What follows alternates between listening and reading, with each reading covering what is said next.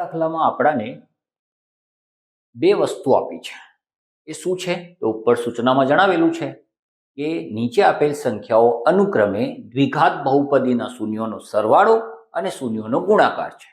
તો તમારે દ્વિઘાત બહુપદી શોધવાની છે. ફરી કહું છું, શૂન્યોનો સરવાળો અને શૂન્યોનો ગુણાકાર.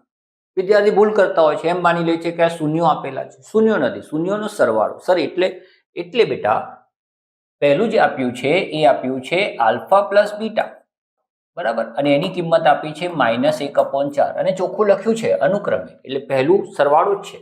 અને બીજું છે શૂન્યોનો ગુણાકાર, એટલે કે આલ્ફા ઇન્ટુ બીટા, અને એ આપ્યું છે 1/4. હવે આના ઉપરથી તમારે દ્વિઘાત બહુપદી શોધવાની છે. તો યાર ફોર્મેટ રેડી છે, બરાબર છે. આના ઉપરથી જો આપણે દ્વિઘાત બહુપદી શોધવી હોય તો એ જે દ્વિઘાત બહુપદી છે એનું ફોર્મેટ આવું છે: x² માઇનસ શૂન્યોનો સરવાળો ગુણ્યા x વત્તા શૂન્યોનો ગુણાકાર. બસ આ ફોર્મેટ છે.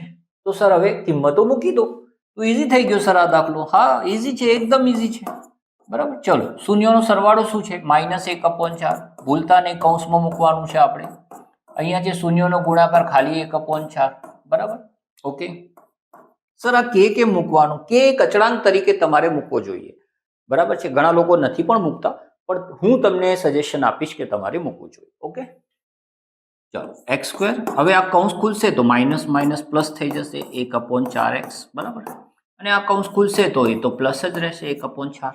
સર પતી ગયો દાખલો. આમ જોઈએ તો પતી ગયો, પણ આપણે હવે એક કામ કરવાનું છે કે આપણો જે જવાબ હોય ને એમાં આ જે સહગુણકો છે x² ના, x ના ને અચળ પદ, એ અપૂર્ણાંક ના હોવું જોઈએ. એટલે કે જો એનો છેદ આપ્યો હોય તો એ હટાવવાનો. હવે સર છેદ હટાવીશું તો કેવી રીતે હટાવીશું? તો આ બધાને 4 વડે ગુણી દઈશું.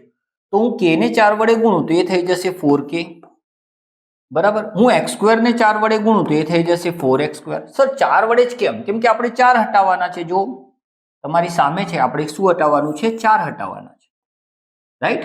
એટલે મેં બધાને 4 વડે ગુણી દીધા, બરાબર છે. તો આને 4 વડે ગુણીશ તો 4 4 ઉડી જશે, તો આ થઈ જશે x, અને આને 4 વડે ગુણીશ તો થઈ જશે 1. આ છે તમારી દ્વિઘાત બહુપદી.